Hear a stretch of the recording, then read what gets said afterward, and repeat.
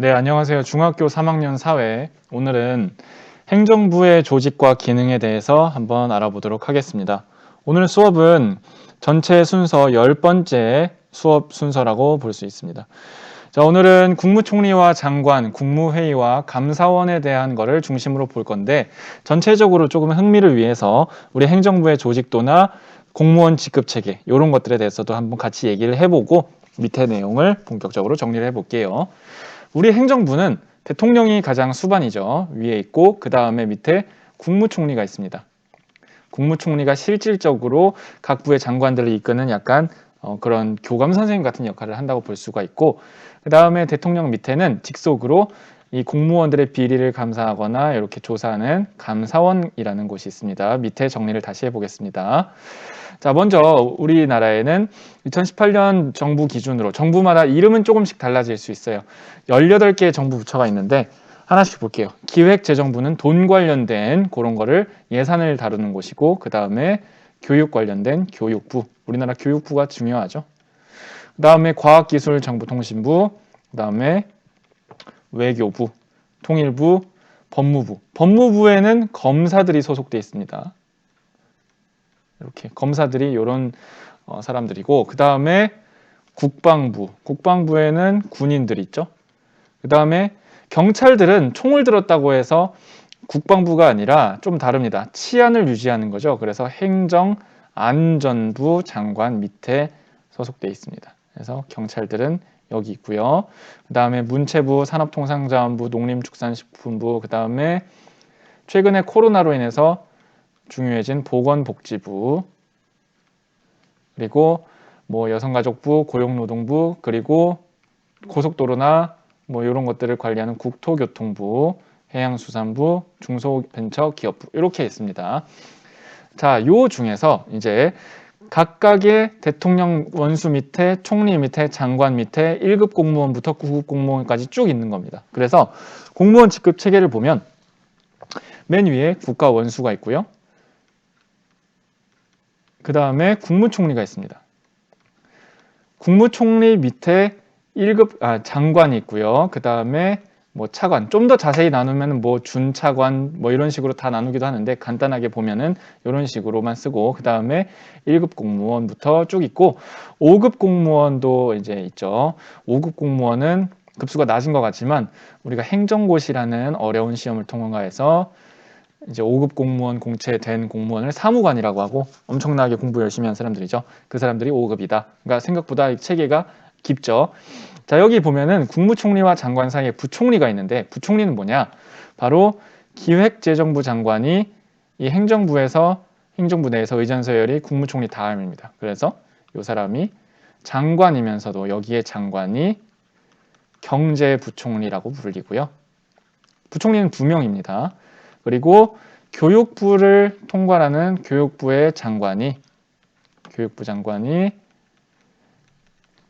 사회부총리라고 불립니다. 그래서 부총리는 2명이 있는 거죠.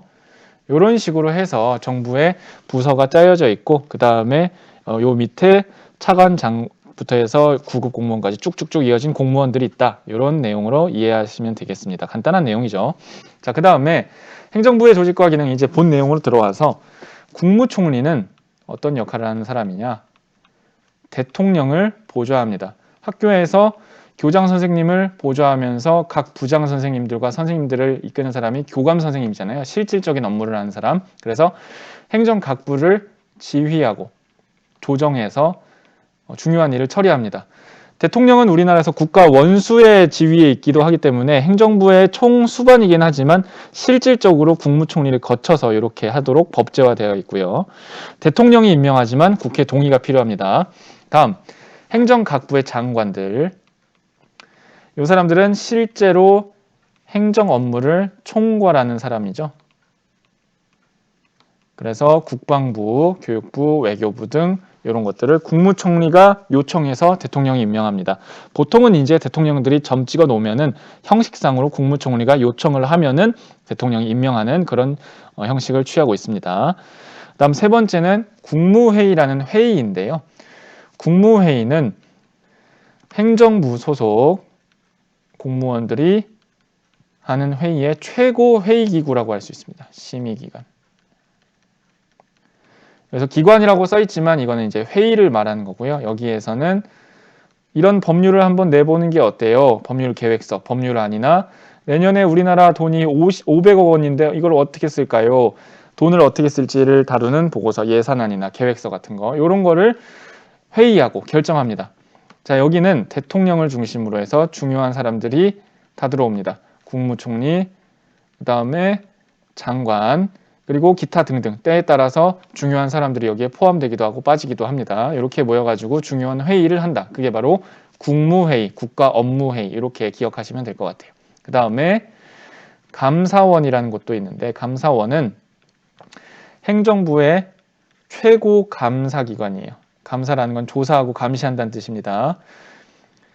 자, 행정기관과 공무원들이 똑바로 잘하고 있는지 요거를 직무를 똑바로 하는지 감찰한다.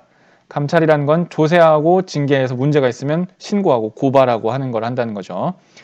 자, 이 감사원의 대장인 감사원장은 대통령이 임명하고 국회 동의로 이렇게 되는데, 자, 여기는 대통령의 직속기관입니다.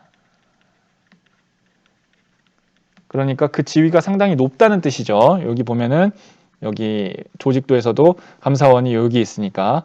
자, 하지만 여기는 독립성을 인정받습니다. 그래서 헌법으로 독립성을 인정받기 때문에 보장받기 때문에 공무원들의 직무 감찰을 이제 자유롭게 할 수가 있는 거죠. 누구 눈치 안 보고. 자, 이런 식으로 국가가 대통령 밑에서 행정부 공무원들이 실제로 돌아가는 것을 아주 간단하게 살펴봤고요. 자, 그리고 최근에 그 코로나19 중앙대책본부 같은 거를 보면은 특히 초기에 그랬지만 코로나19 중앙대책본부, 중대본이라고 하죠.